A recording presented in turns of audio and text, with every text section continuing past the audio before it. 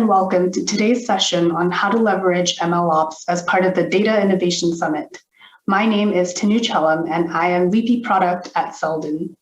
Seldon helps to scale machine learning deployments and help you, our potential customers, manage risk and unlock value. And I'm going to be talking you through exactly that and what it is to look for when you're evaluating an MLOps platform. As VP Product, I run the product management, design, and developer relations teams at Seldon and have really close connections with our customers to build in strong and usable user journeys for our customers so that it's easier for them to continuously use the products and projects we offer. First of all, what is MLOps? It is the interaction and interconnectedness of developer operations, machine learning, and software engineering. The way we see it, it's when these three roles come together that shape what machine learning processes and frameworks are really about. In some companies, it is one person who has multiple hats and is doing multiple roles. And in bigger companies, these are multiple teams working together to really do machine learning operations and build up the pipeline.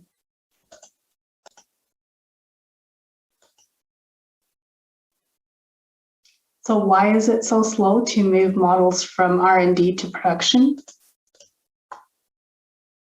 MLOps processes are for machine learning engineers and data scientists, what DevOps is for software engineers.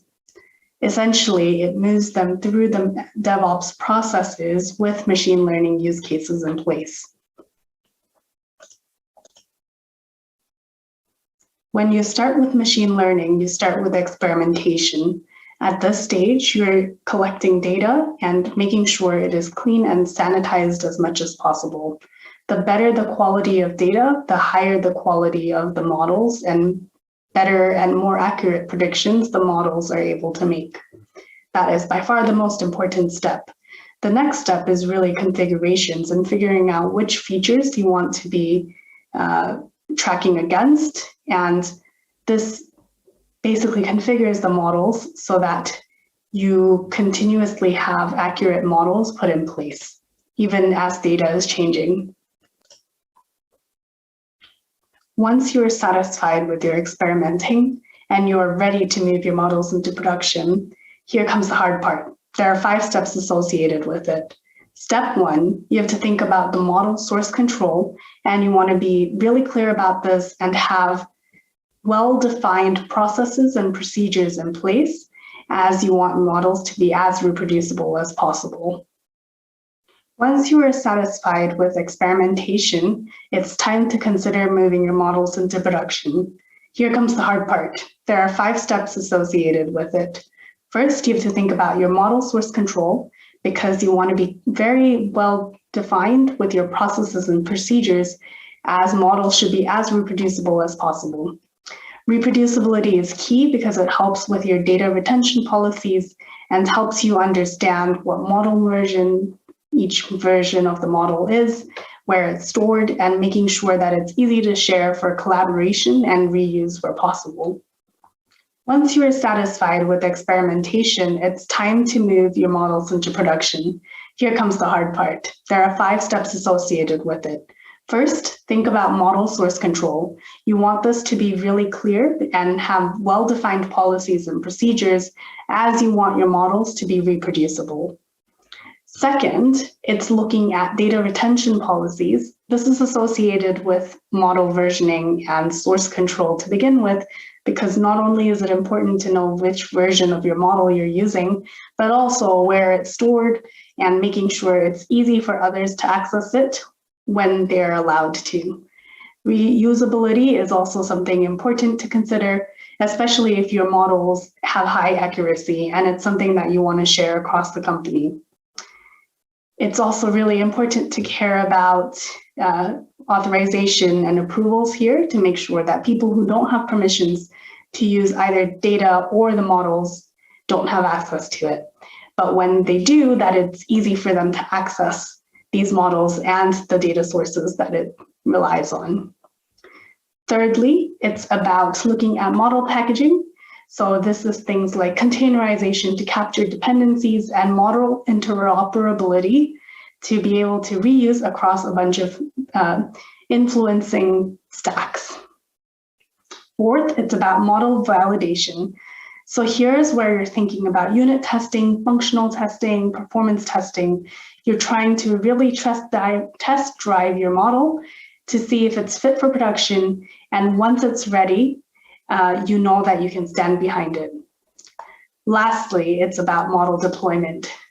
But also, really importantly, this is about building efficient processes into the models itself so it can help power your end user scenarios. All right, so that's about production, and now you understand why it might take up to months if there are many people and many steps associated with it. So finally, you're looking at the retraining portion.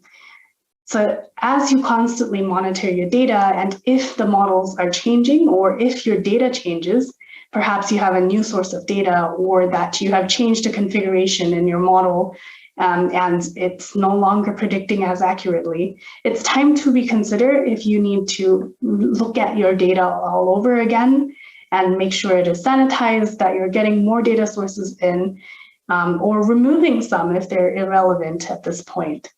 And then also looking at what it is you have to reconfigure in your models so that it becomes more accurate with this updated information that you have. Monitoring is really important because you need to be looking at data drift, outlier detection, and accounting for that. So at this stage, you come back to the start of the process and you're going back to experimentation in order to make some of these changes. And really, this is why it's never ending and continuous way of managing your machine learning operations and pipeline. This is why we call MLOps more of a process and set of workflows rather than one thing itself.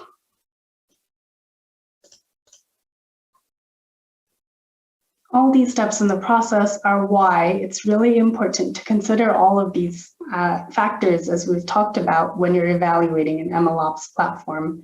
As much automation as possible built into your MLOps system and framework itself is going to help you streamline the time required to experiment or move to production or retrain.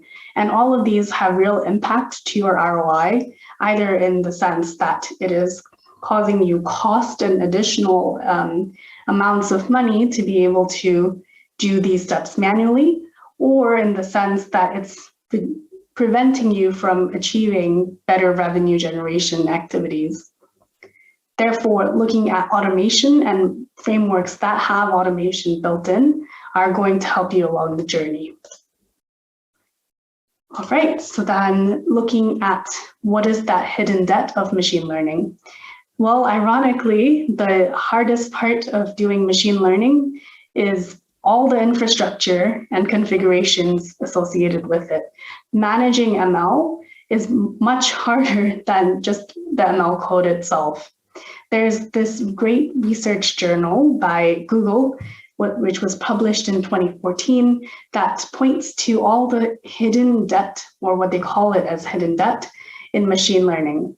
And these are each of these steps mentioned here. So we've talked about data and configuration. We've talked about feature extraction. So let's spend some time on the right side of the diagram.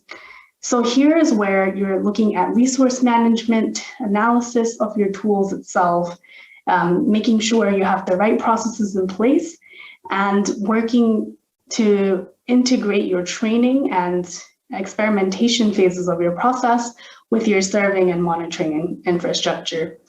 The better the links there are between all of these various parts of the process, and the better that your outcomes are going to be when you're putting in machine learning into your business. This leads us to the root of the problem. Operationalizing machine learning is hard. We see it as technical challenges and risks that might arise when you're managing more than a handful of machine learning models. When you're in that experimentation phase and you're just trying out 1 or 2 models, it's not so hard to manage it yourself manually without any systems in place. But once you have just a couple more, you realize that you need a system or management process in place so that you can understand what's happening with the models that you are trying out and what's happening with the data, and really automating a bunch of those processes makes a big difference. We see this as 3 main parts that we're going to break it up into. First, it's about degradation of model performance. Model performance is really something that you have to continuously monitor. Models don't last forever.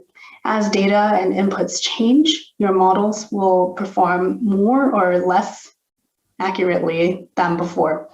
So great if it's performing more accurately over time, not so great if it's going to degrade over time. And more likely than not, it actually does degrade if you're not constantly monitoring your data and the model performance along with it.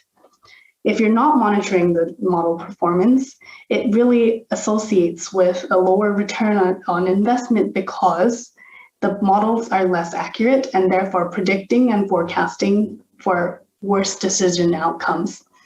This is going to have a material impact on your end users down the road. And therefore, the way that your company is managing machine learning is also impacted. And it causes you to increase in cost if their models are not performing as well. It's also going to cause you to end up not spending in the right places, therefore causing revenue loss as well that you may have otherwise gained if you were actually monitoring your model performance. The second one is the slow workflows.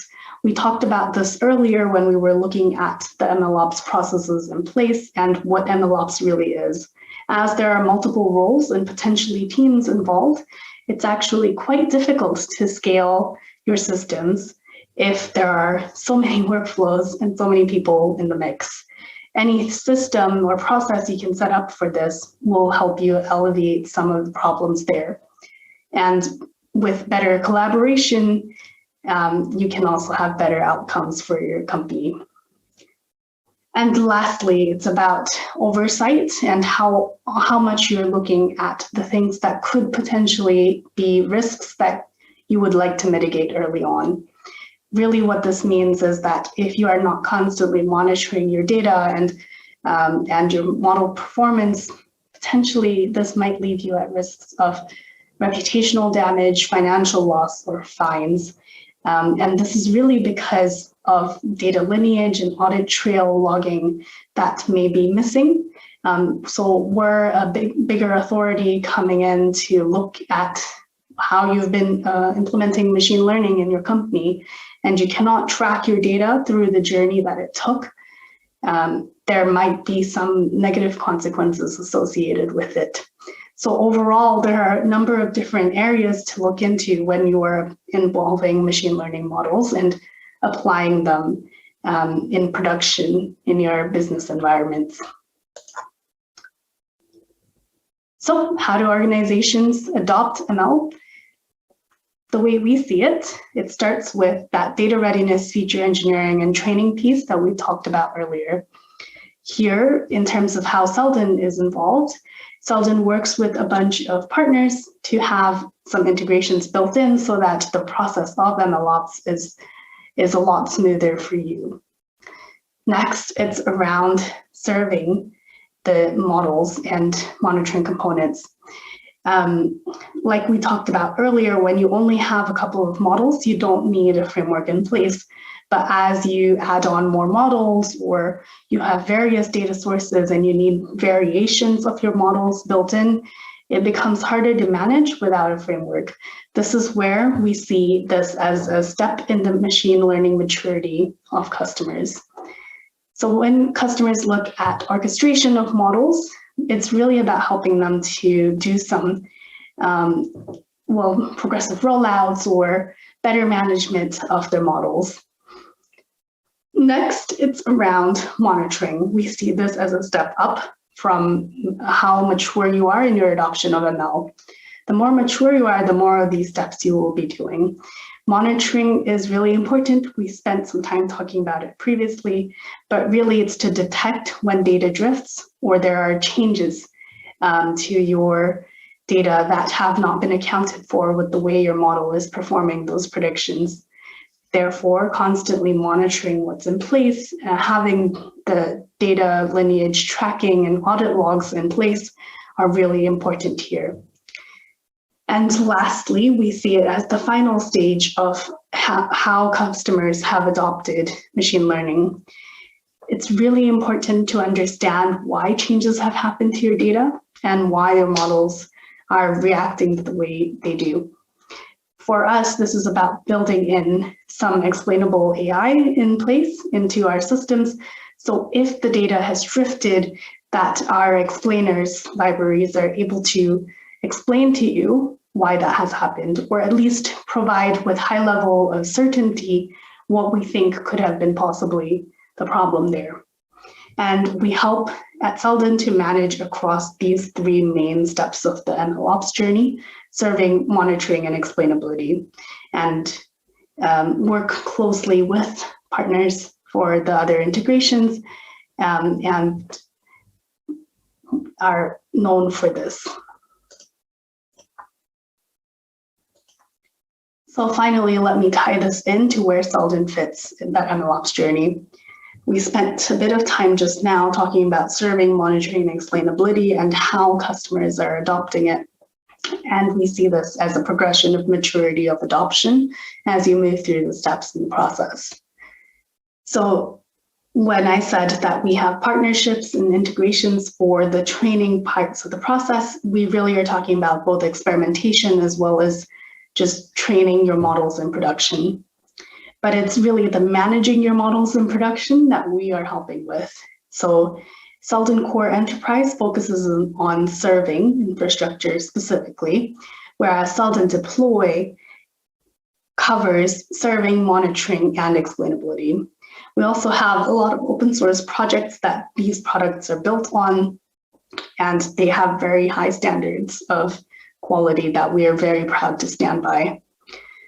So there are a number of features that I would like to call out here that might be important for you to be paying attention to with your implementation of machine learning. First of all, metadata management, also called a model catalog, is a really important feature to look out for. Real-time metrics, so you know when something is going wrong and how to adjust for it, also super important. And then GitOps and payload logging, which again are tied to the metrics so that you know when something is not working so you can adjust for it there. Our monitoring and explainability data science libraries are also bringing a ton of value to our customers, and we would encourage you to look at serving infrastructure that is really connected with monitoring and explainability libraries and best practices. Seldon Deploy actually puts that all together under one umbrella to help you manage across the processes, but you could presumably connect open source projects or other products together to do this. We would say ideal is when you have one place to manage many different things in your MLOps process. This can be by connecting those products or projects together in-house, or it could be to use a vendor that offers all of these capabilities separately. And we would always recommend that you look and shop for what vendors are out there before building in-house, because there's a big cost associated with building it in-house that you may not have to do because products already exist. And so customizing them is what you want to look for first. We see us as a best of breed technology play. So DevOps, data scientists, and machine learning engineers are all personas we care deeply about when we're building out features for each of these. So what is the Seldon Advantage? Really, it is to transform your organization by managing your models and workflows at scale. This is the corollary to the slides that we presented earlier, which talks about the problem statements and challenges associated with operationalizing machine learning. So the three ways we do help as subpoints of that is first, around boosting productivity. When you're looking at watching your model performance, you are able to catch it before it degrades considerably. This means that not only are you improving your productivity and efficiency in your teams, you're also reducing the cost because you don't have to deal with the implications of degraded models affecting your business use cases. You're constantly monitoring, and therefore you are going to be predicting and creating better decision-making with your models. Next, it's about the customer experience. What can we do to help you, our customers, work through your MLOps processes and how much of it is automated? The faster you can get through moving your models from training and experimenting to production, the better it is for you, as you can actually tie that really closely with ROI. And lastly, monitoring and explainability are really hot topics that are going to get even more important as time goes by. Every executive wants to understand why something has changed, and this is an opportunity to better understand ML, which is typically a black box, but we are helping you to understand what's happening in that black box better.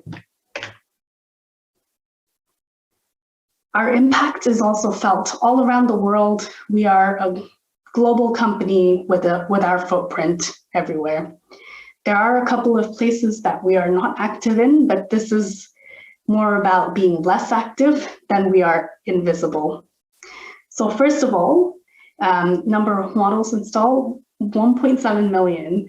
And these are only for our paying customers. If we were to include our open source customers, it would be much, much higher, at least 4 times more than that. Second, it's about our open source nodes and monthly active participation and involvement of these nodes and that are pinging back to us, so we know that someone is actively using it. That's 130,000. So not just open source users are what we have in Seldon, we also have a lot of open source contributors. There are 4.4 thousand GitHub stars that we have collectively across our open source projects. And this is only growing as we are committed to building better and better open source tools. And with our paying customers, we've actually proven up to a 92% productivity gain when customers have tried to deploy ML models. So this is not just bringing down a couple of hours of effort, but from months to weeks or weeks to days. And we've really seen this as the way that we are able to transform our customers' MLOps experiences. And that takes us to the end of our session.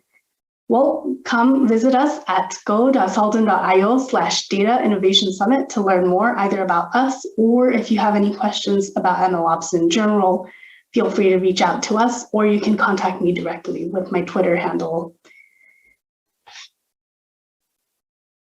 Thank you, and see you again another time.